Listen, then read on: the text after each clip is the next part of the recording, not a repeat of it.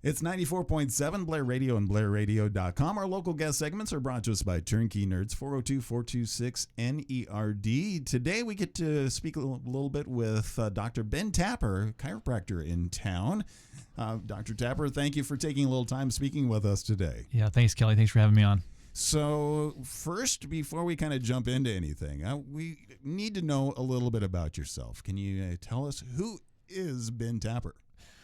Well, I like to say I'm a professional foosball player, but Yeah. that's kind of nerdy. So you mentioned the word nerds a minute ago. I'm like, yeah, that's pretty as nerdy as it gets. But yeah, I'm a dad. I'm a husband. I got 4 wonderful kids at home. I moved out to the country a couple of years ago. We moved to Blair, or started a clinic in Blair here just recently, and I come from a family of chiropractors. My dad practiced up in South Sioux City, Nebraska for 43 years. My sister and her husband are chiropractors in Papillion. Mm-hmm. So make a long story short, our family get-togethers are pretty exciting. So, yeah, well, of course. Yeah. Everybody has to, make sure that they are on the straight and narrow then. Yeah, right. So, but how, so your family has kind of led you into that. So Yes. you took on the family passion. Yeah. So basically, growing up, I grew up, my brother and I and my sister, we all grew up in the country, and, we grew up on 50 to 60 acres, and we were surrounded by 2,000 acres of CRP ground, and we were just kind of free to roam. Like, we had horses, and my brother and I were like little cowboys. My parents used the son method, the shear utter neglect, basically. They would just let us, hey, come back at dinner time. Right. And we would just ride horses in the field and come back, and we just did our own thing. And so I kind of had that freedom as a child, and I was very thankful for that childhood. But my dad, as a chiropractor, he was my doctor. He was my primary. Unless I had blood gushing out of my leg or something, Right. we didn't go to the allopathic doc or the pediatrician, and there's a time and place for that. We were taught, and I was taught as growing up, that the allopathic world is crisis care, emergency care, and they're the masters of emergency care. Like, let's say, I had a saw come down on my ankle and almost cut my foot off, and that was the one of 2 times that I only went to urgent care as a kid, and the other time I had a knife go through my hand. And thank God for them. They stitched me up. They got things going, and they healed, and my body healed itself right after I got stitched up. But if there was anything else, like a cold or anything like any other ailments, my dad was my doc. That's what I grew up with, and that was the mentality. My dad said, well, God made your body to self-heal, self-regulate. If you give that body what it needs, it can heal itself, right? And I feel like that's kind of a lost art in today's world. It's a lost way of thinking.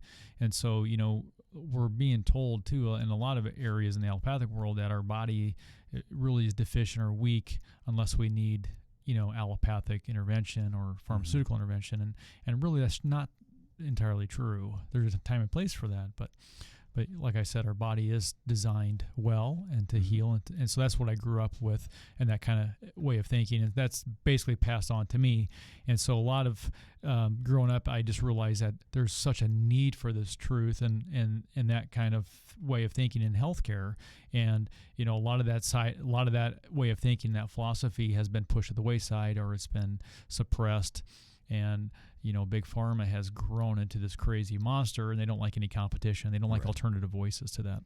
Yeah, it was just simply going back to the fact that the body is meant to be able to acclimate, to be able to get its immune system based off of the surroundings, really. Right, and that's the thing too. Is I'm a Christian. I believe that God made the body, and the thing is too, when we look at how the body develops and how in developmental stages and physiological developmental stages and immunological developmental stages, like when the baby is born, we need to